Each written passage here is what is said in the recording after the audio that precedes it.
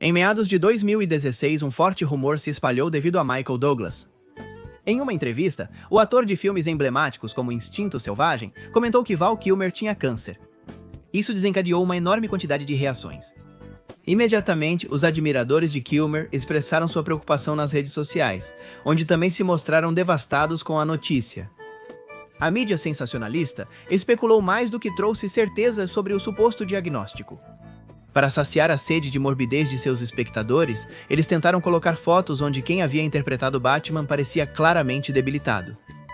A reação de Kilmer também foi rápida. De sua conta no Facebook, ele escreveria, e eu cito: "Amo Michael Douglas, mas ele está mal informado, não tenho nenhum tipo de câncer." No entanto, aquela declaração, como se saberia depois, tinha sido uma meia-verdade. Naquele momento, o ator estava em processo de remissão. Ele manteve a doença o mais longe possível do olho público e estava lutando estoicamente contra ela. Na verdade, é provável que ele só tenha sido forçado a admitir por um detalhe que ninguém poderia ignorar. Sua voz havia mudado, seu tom tão particular. Um que ele havia exibido no filme The Doors, onde ele se atreveu a dublar Jim Morrison nas cenas musicais, havia desaparecido completamente. Foi por isso que, algum tempo depois, ele finalmente confessaria que realmente sofreu de um agudo câncer de garganta. No entanto, ele também fez questão de destacar que se curou mais rápido do que qualquer um poderia suspeitar. Questionado a respeito, ele não hesitou em dizer que seu tratamento tinha sido a fé. Apesar do duro golpe, todos ficaram felizes por ele e muitos começaram a perguntar: em quais outros projetos esse artista versátil e camaleônico poderia ser visto? O ator escapou de um destino cruel temporariamente. Anos depois, a morte retornou, desta vez implacavelmente. Mas não nos antecipemos? Como foi que Kilmer se posicionou como um ícone dos anos 90? Como foram seus inícios e que duro golpe familiar ele teve que atravessar em seus primeiros anos? Por que se falava dele como uma pessoa conflituosa nas filmagens? Como foram seus últimos anos? O que se sabe sobre sua vida sentimental? Para tentar responder a estas e outras questões, vamos percorrer um caminho que nos levará até o 1º de abril de 2025, o dia em que Val Kilmer faleceu. Antes de continuar, quais filmes de Kilmer vocês mais gostam? Ele protagonizou grandes comédias, biografias, filmes alucinantes, policiais, westerns e dramas. Leio vocês nos comentários e agora sim, vamos começar. 31 de dezembro de 1959. Os Kilmer comemoraram não apenas o fim do ano, mas também a chegada ao mundo de um de seus filhos, a quem batizaram como Val. Edward, Eugene e Gladys. Os pais do recém-nascido pertenciam à classe média. Ele era um distribuidor de equipamentos aeroespaciais e ela, promotora imobiliária. Trabalhando de sol a sol para que nada faltasse no lugar, que já tinha outro menino chamado Mark, e que em breve se juntaria um terceiro, ao qual chamariam de Wesley. Por um tempo, os Kilmer foram felizes, planejaram férias, fizeram esforços para ampliar sua casa e se encarregaram de incutir em seus pequenos os conceitos filosóficos da ciência cristã, uma doutrina religiosa e espiritual que se baseia na Bíblia e que busca curar doenças. Foi fundada no século XIX por Mary Baker Eddy. Embora seus adeptos afirmem que é uma ciência por interpretar e demonstrar as leis de Deus, sua prática não se relaciona com o método científico. As crianças do clã cresceram com liberdade criativa, desenvolvendo desde cedo uma conexão com o cinema. As ficções televisivas estavam em alta, e Val, com seus irmãos, consumia maravilhado todas essas aventuras, que pareciam não ter limites. Eles gostavam tanto de se imergir naquelas fantasias que mais cedo ou mais tarde conseguiram uma câmera e começaram a fazer suas próprias filmagens. Nelas, eles se dedicavam, entre outras coisas, a parodiar seus filmes favoritos. Ao mesmo tempo, eles construíram uma forte amizade e se consagraram como uma equipe. Enquanto Wesley desenvolveu um amor cada vez mais profundo pela direção, Val sentiu que o seu lugar era no teatro. Mesmo tímido, participar de uma peça estudantil mostrou ao garoto a liberdade que sentia no palco. E decidiu que ali estaria seu futuro. No entanto, no final dos anos 60, os irmãos receberam um duro golpe com o divórcio de seus pais. Foi doloroso para eles e mudou sua rotina, mas ao menos ainda estavam juntos. Aos 12 anos, Val finalmente conseguiu que seu amor pela atuação fosse reconhecido e, após participar de uma audição, conseguiu estrelar um comercial de hambúrgueres. Todos o parabenizaram, mas ele se sentiu frustrado. Ele dizia que o trabalho havia sido vazio e que o personagem que ele teve que interpretar não tinha uma motivação clara, tirando a diversão da coisa. Os mais velhos riram dessas palavras, lembrando ao mais jovem que ele deveria relaxar e aprender a aproveitar. Apenas Wesley o compreendeu e incentivou, formando um vínculo cada vez mais profundo entre eles. Val dizia com orgulho que seu irmão seria um diretor de cinema revolucionário na sétima arte. De certa forma, ele era seu guia e seu suporte. Por isso, o que aconteceu em 1977 foi devastador para ele. Naquele ano, Wesley, que tinha 15 anos, sofreu um ataque de epilepsia e morreu afogado em uma piscina. Isso fez Val se sentir perdido e entrar em crise quanto a tudo que confiava até então. Por semanas, a escuridão invadiu seus pensamentos e ele achou que nunca mais encontraria consolo. Então teve uma revelação. A morte de seu irmão apenas demonstrou a fragilidade da vida e a necessidade de não deixar o tempo passar. Val se desconectou de seus sentimentos e sabia que só poderia voltar a se sentir vivo se seguisse seu instinto. Foi assim que ele entrou na prestigiosa escola de atuação Juilliard, de onde também se formariam outras grandes estrelas, como Kevin Spacey. Val se tornou naquele momento o estudante mais jovem já aceito naquela instituição. Sua convicção era clara, mas ainda enfrentaria várias tempestades. Val era muito estimado pela maioria de seus professores do Conservatório de Arte. Seu espírito inquieto o levou a liderar várias obras e até escrever alguns roteiros. Era notável que ele entendia o crescimento dramático que deve acompanhar toda a história e estava envolvido em uma busca muito pessoal. Mas ainda faltava algo. Apesar de ter todos os atributos para ser um aluno excepcional, Ball renegava isso. Em vez de se orgulhar de suas conquistas, ele se mostrava evasivo. Ele dizia que o ritmo da instituição o deprimia, pois apesar de receber boas ferramentas, sentia que faltava algo essencial em seus desafios de atuação. Isso o afligia. Ele se sentia sempre insatisfeito e nada ao seu redor parecia animá-lo. Naquele período, duas coisas ocorreram ao mesmo tempo. Ele foi descoberto por um renomado produtor que visitava a escola. Isso levou Ball a Broadway, em uma peça com Kevin Bacon e Sean Penn.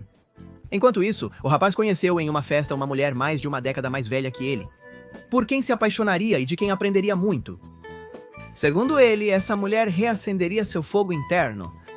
Estamos falando da cantora Cher, com quem o ator começaria um namoro que duraria mesmo depois que sua carreira já tivesse decolado. Após a Broadway e sua atuação em peças de Shakespeare, Ball impressionou novos produtores. Finalmente ele recebeu a ligação tão aguardada. Hollywood tinha uma proposta para ele. Ele não sabia, mas ao aceitar, estava dando o primeiro passo para se tornar um dos ícones de toda uma geração. Um ícone que, claro, não estava isento das mais variadas polêmicas. O primeiro papel principal que chegaria à vida de Val Kilmer seria o de uma comédia, e não uma comédia qualquer. Era um filme que parodiava os musicais estrelados por Elvis Presley e os filmes de espiões da época da Segunda Guerra Mundial. Top Secret havia chegado ao mundo e com ele o rosto de Val Kilmer, que logo encantou o público por sua capacidade não apenas de atuar, mas também de cantar e dançar. Kilmer enfrentou novos conflitos com a psicologia do personagem a interpretar. Nesta ocasião, ele compreendia a busca do personagem, mas o tom do filme não o auxiliou a explorar outros sentimentos que julgava essenciais. O assunto deixou-lhe um sentimento agridoce. Embora sempre defendesse o teatro em detrimento do cinema, a tela o cativaria. Em 1985, ofereceram-lhe um papel em Blue Velvet, filme do diretor cult David Lynch. Naquele momento, trabalhar com Lynch significava prestígio, pois era um cinema menos rígido narrativamente e mais experimental. Parecia ser o que Ball estava procurando. No entanto, após ler o roteiro, o ator preferiu se afastar, alegando que a história não conseguia envolvê-lo completamente. O mesmo ocorreu quando o diretor Tony Scott apresentou a ele a ideia em desenvolvimento. Era uma história de amor, drama e romance, que prometia grandes acrobacias aéreas e uma trilha sonora impactante. O projeto se chamava Top Gun. Novamente, Val menosprezou o projeto. Até que Scott, que o queria para dar vida a Weissman e não estava disposto a ceder, propôs buscar mais e mais peso dramático para o personagem.